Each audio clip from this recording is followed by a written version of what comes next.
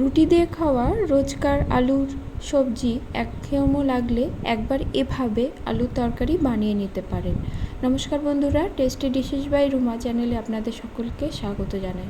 আজকে আমি দারুণ স্বাদের একটি আলুর রেসিপি আপনাদের সঙ্গে শেয়ার করব।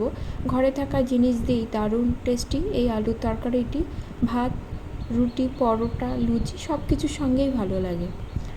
রান্নাটি করার জন্য এখানে আমি 4টে মাঝারি মাপের আলু নিয়েছি। আলুটা প্রথমে খোসা ছাড়িয়ে নেব, তারপরে ডুমো ডুমো করে কেটে নেব। একটু বড় বড় করেই কিন্তু আলুটা কাটতে হবে।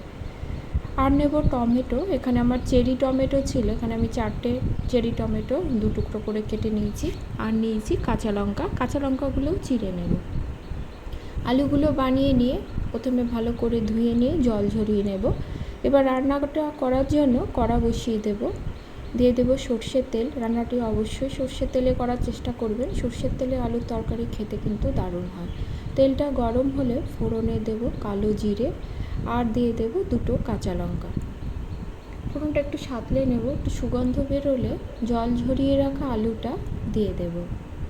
আলুটা দিয়ে মিনিট 3 মতো কিন্তু ভেজে নিতে হবে। গ্যাসের ফ্লেম মিডিয়াম টু লোতে দিয়েই আমি আলুটা ভেজে নেব।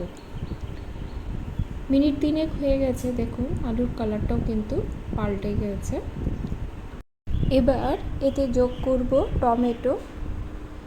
টমেটোটা দিয়ে দেব নুনটা দিলে টমেটো ভাজা কিন্তু খুব সহজে হয়ে যায়। নুনটা দিয়ে আমাকে আরও মিনিট 3 মতো ভালো করে ভেজে নিতে হবে। টমেটোর একটা কাঁচা গন্ধ থাকে, সেই গন্ধটা চলে যাওয়া পর্যন্ত কিন্তু রান্নাটা করতে হবে। অল্প জল যোগ করে টমেটো এবং আলুটা একটু কষিয়ে নেব।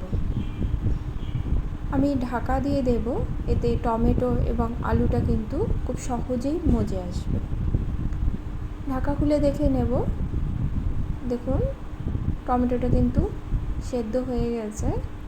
এবার খুন্তির সাহায্যে ভালো করে ম্যাশ করে দেব। টমেটো এবং আলুটা আরও মিনিট 2 মতো ভালো করে কষিয়ে নিতে হবে। রান্নাটিতে কিন্তু আমি হলুদ ব্যবহার করব না, আপনারা চাইলে হলুদ দিতে পারেন। টমেটো এবং আলুটা আমার কষানো হয়ে গেছে। এবার এতে দিয়ে দেবো জল। জলের পরিমাণটা একটু বেশি দেব, এই তরকারিটা একটু ঝোলঝোলই ভালো লাগে। জলটা দিয়ে ভালো করে মিশিয়ে ঢাকা দিয়ে মিনিট 2 রান্না করে নেব। ঢাকা খুলে দেখে নেব, দেখুন ঝোলটা কিন্তু বয়েল চলে এসেছে। একটু নেড়ে নিয়ে এতে দিয়ে দেব বেশ কিছুটা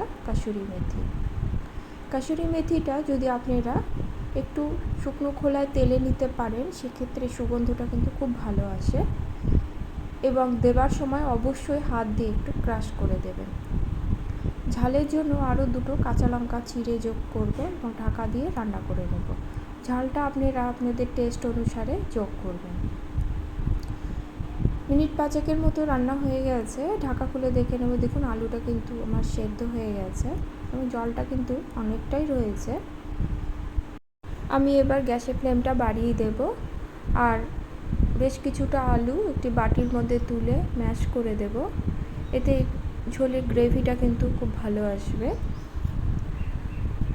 আলুটা ম্যাশ করে দিয়ে আবারও ভালো করে মিশিয়ে নিতে হবে। মিনিট 2 মতো রান্না করব। দেখুন ঝোলটা কিন্তু বেশ ঘন হয়ে এসেছে। এবার বড় চামচের 1 চামচ ঘি যোগ করব। ঘিটা দিয়ে ভালো করে মিশিয়ে নেব। এই তরকারি আপনারা রুটি, পরোটা, লুচি সব কিছুর সঙ্গেই খেতে পারবেন।